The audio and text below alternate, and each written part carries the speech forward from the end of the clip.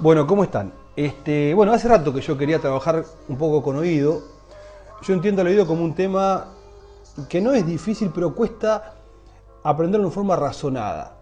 Lo que yo veo es que siempre lo estudiamos de memoria y por ende el conocimiento dura muy poco. A los 15 días ya nos olvidamos, 15 días con suerte. Entonces, la idea de estos 8 o 9 videos es que ustedes puedan verlos, que yo pueda verlos y decir, bueno, la puta, aprendí oído. A partir de ahora entiendo un poco mejor cómo funciona y cómo se interrelacionan todas las partes del oído. Así que bueno, empecemos. El oído, órgano encargado de la recepción del sonido, va a estar dividido en tres partes. Un oído externo que está representado por el pabellón auricular y el conducto auditivo externo. Un oído medio que está formado por una parte anterior que es la trompa de Eustaquio, una parte media que es la caja del tímpano y una parte posterior representada por las celdas mastoideas. Y un oído interno que se divide también en tres partes.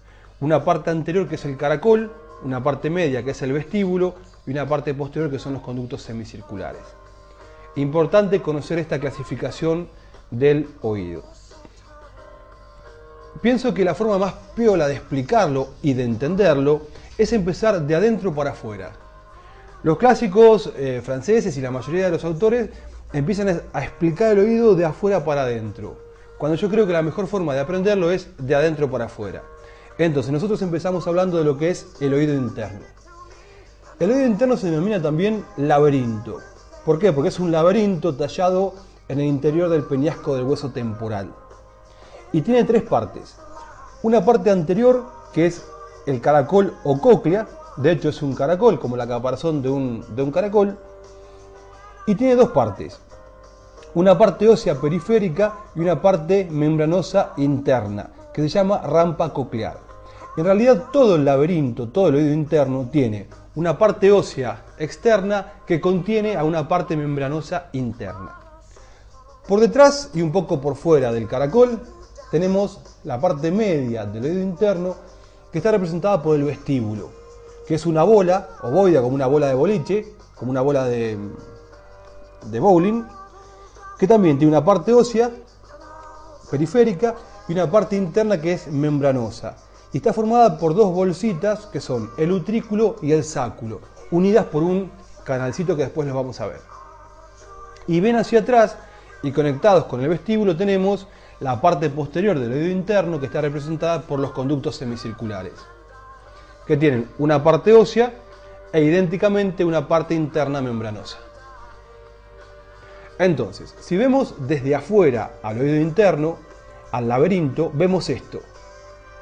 Tiene una parte media que es el vestíbulo, una parte anterior que es el caracol y una parte posterior conectada al vestíbulo que son los conductos semicirculares. Esto es óseo. Dentro de esto vamos a tener el laberinto membranoso. Vamos a empezar hablando del laberinto óseo y del caracol. Esto es anterior, esto es posterior, superior, inferior. Esta es una vista externa. Entonces, acá vemos cómo está dispuesto el oído interno. Una parte anterior que es el caracol, que mira hacia adelante y hacia adentro en realidad. Una parte media que es el vestíbulo y una parte posterior que está representada por los conductos semicirculares. Ahí lo vemos en el interior del peñasco del temporal. Y acá vemos cómo de la parte del caracol y de la parte del vestíbulo salen las fibras del nervio estatoacústico. Caracol óseo. Si cortamos el caracol óseo por la mitad y lo miramos desde lateral, vamos a darnos cuenta que el caracol óseo está formado por una estructura cónica, un cono, que se denomina columela homodíolo o columela de Breschet.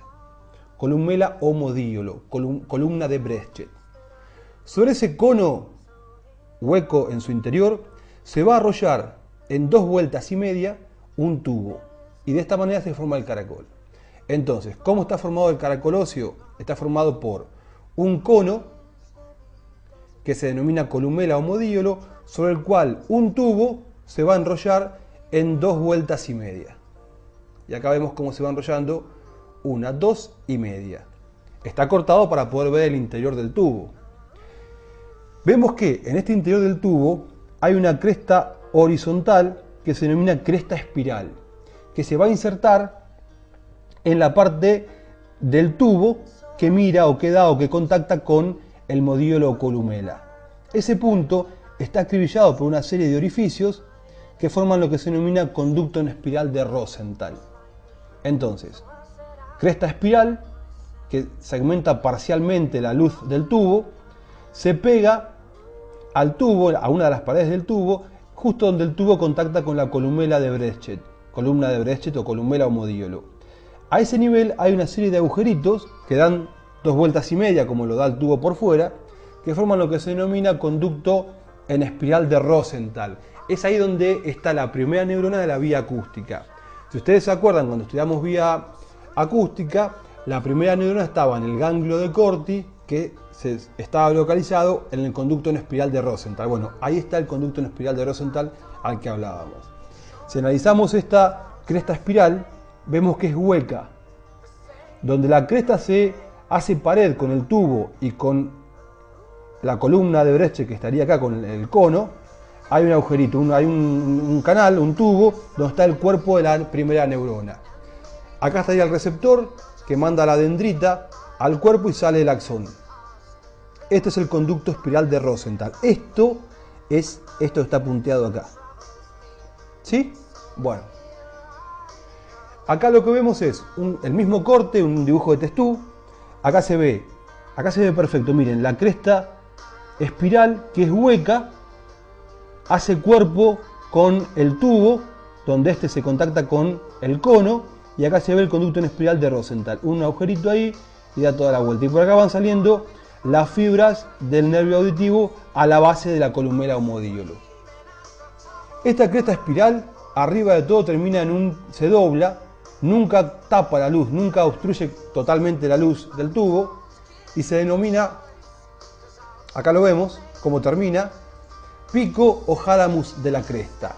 Lo importante es que nunca oblitera completamente la luz, ni siquiera en su parte más distal o más superior. Por ahora dejamos acá y ahora volvemos con las otras partes del laberinto óseo.